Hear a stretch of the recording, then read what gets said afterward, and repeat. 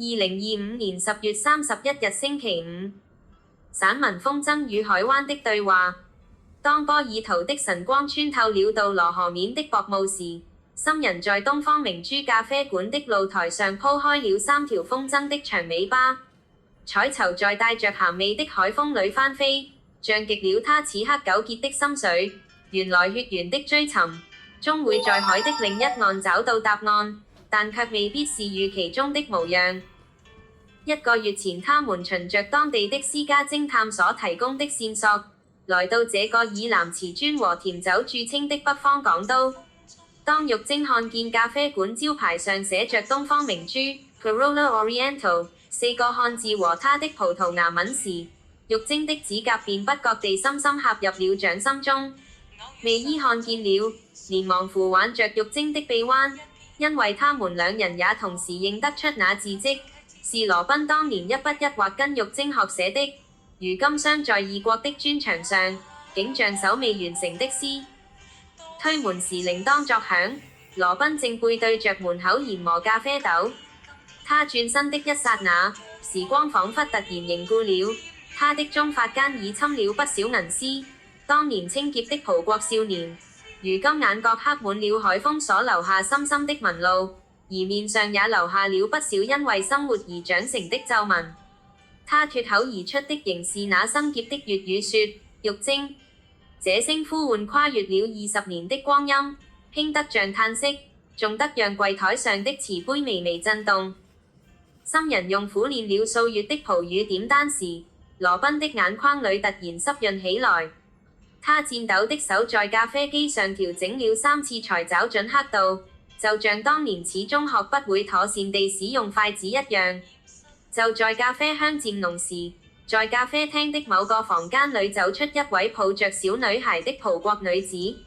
女子無名指上的分界在晨光中閃爍，而小女孩清澈的灰綠色眼眸，竟與深人有7分神似。這是我太太伊莎貝拉，女兒索菲亞。羅賓的介紹像在背誦練習過無數次的台詞，但卻顯得有點尷尬和內疚感。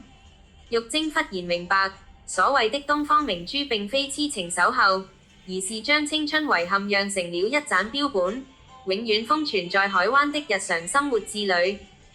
眾人圍坐的橡木桌旁，眉伊始終握着那本斑駁的葡文詩集。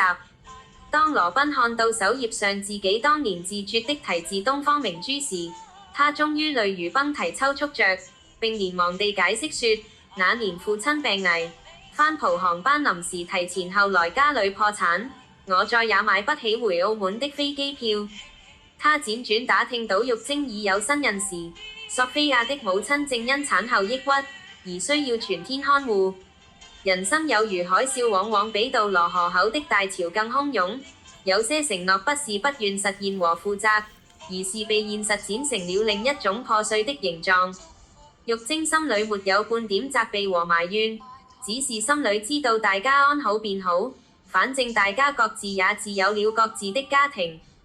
深人忽然將3杯咖啡重新排列，他將自己的拿鐵推至中央，左邊放上母親的濃縮咖啡，右邊擱着微伊的無咖啡因茶飲，3隻瓷杯在木紋上構成奇妙的等邊三角形。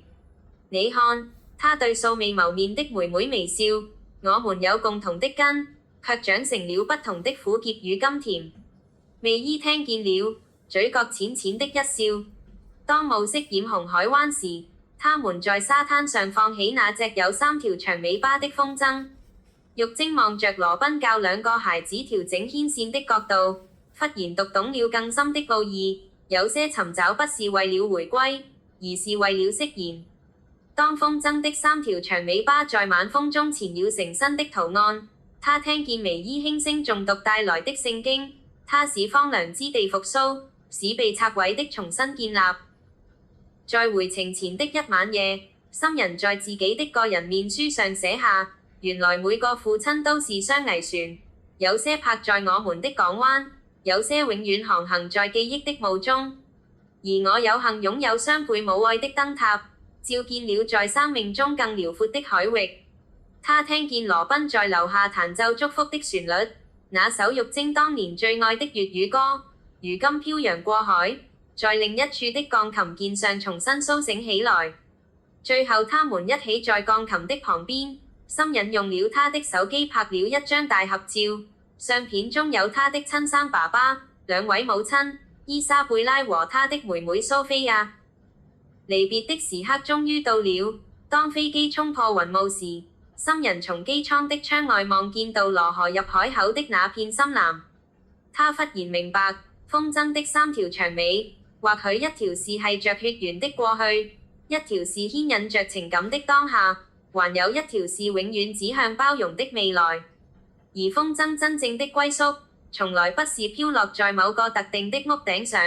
而是在那些甘願與你一起執着那風箏線的人的手中。全篇文章配樂，祝福，全文完結。